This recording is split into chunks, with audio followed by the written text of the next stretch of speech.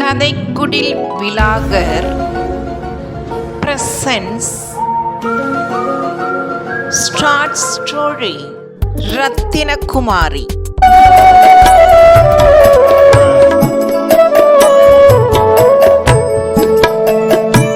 ஒரு மனிதனின் உண்மையான அழகு அவன் அணிந்திருக்கும் ஆடையில் இல்லை, அவன் காட்டும் அன்பிலும் கருணையிலும் இருக்கிறது.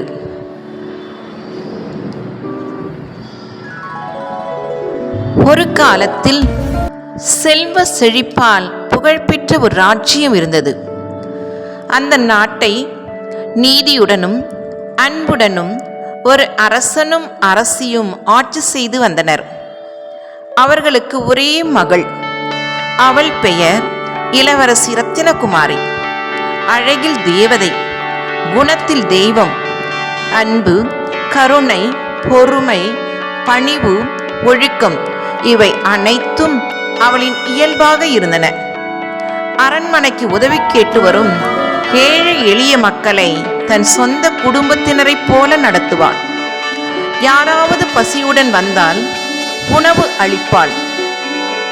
யாராவது கண்ணீருடன் வந்தால் ஆறுதல் கூறுவாள்.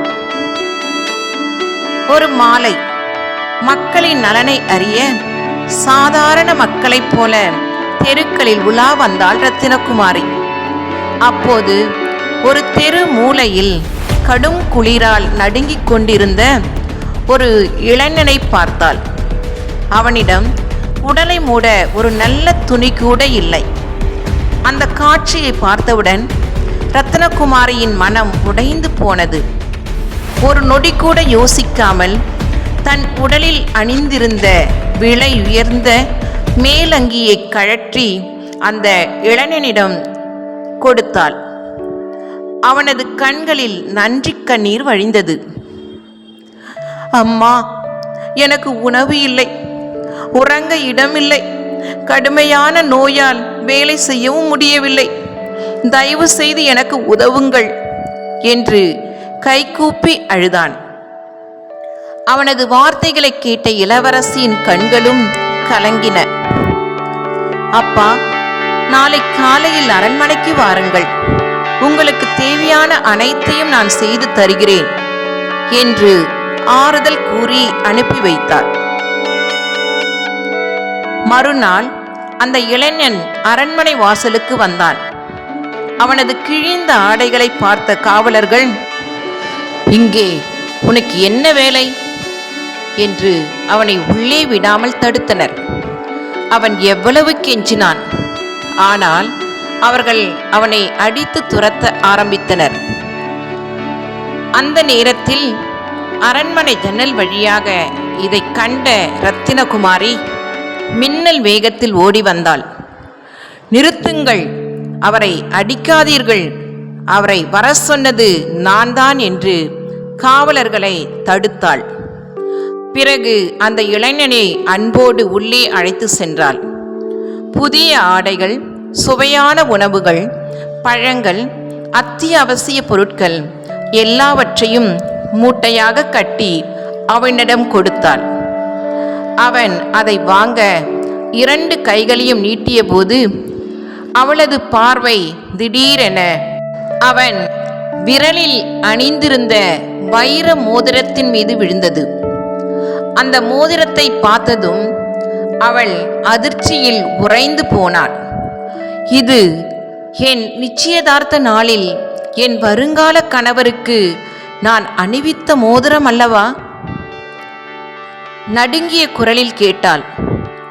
ஐயா, நான் கேட்பதை தவறாக நினைக்காதீர்கள். இந்த மோதிரம் உங்களிடம் எப்படி வந்தது?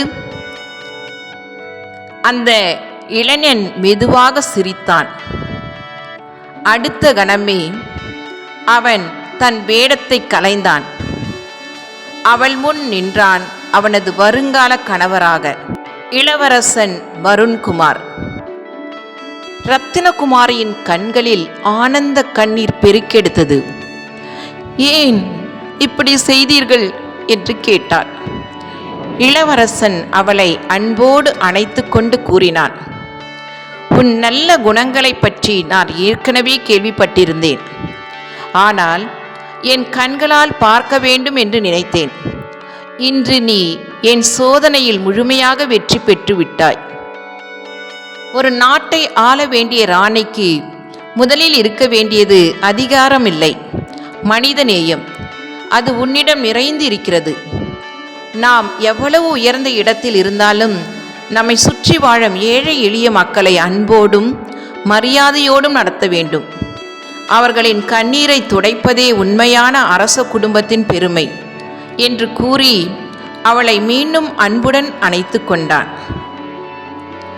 அன்பு மக்களே, இந்த கதையின் நீதி என்ன? நாம் எவ்வளவு பணக்காரர்களாக இருந்தாலும், எவ்வளவு உயர்ந்த பதவியில் இருந்தாலும் மனிதர்களை மனிதர்களாக மதிக்க வேண்டும். ஏழைகளை இகழாதீர்கள். அவர்களின் துன்பத்தை பார்த்து விலகி செல்லாதீர்கள். நம்மால் முடிந்த உதவியை செய்வோம். அன்பு, கருணை, மனிதநேயம் இவைதான் மனிதனின் மிகப்பெரிய செல்வங்கள். அன்பு நண்பர்களே, இந்த கதை உங்களுக்கு பிடித்திருக்கின்றதா? இது போன்ற கதைகளை லைக் பண்ணுங்க, ஷேர் பண்ணுங்க, சப்ஸ்கிரைப் பண்ணுங்க. மனித நேயத்தை பரப்புவோம். அன்பால் உலகை வெல்லுவோம். நன்றி.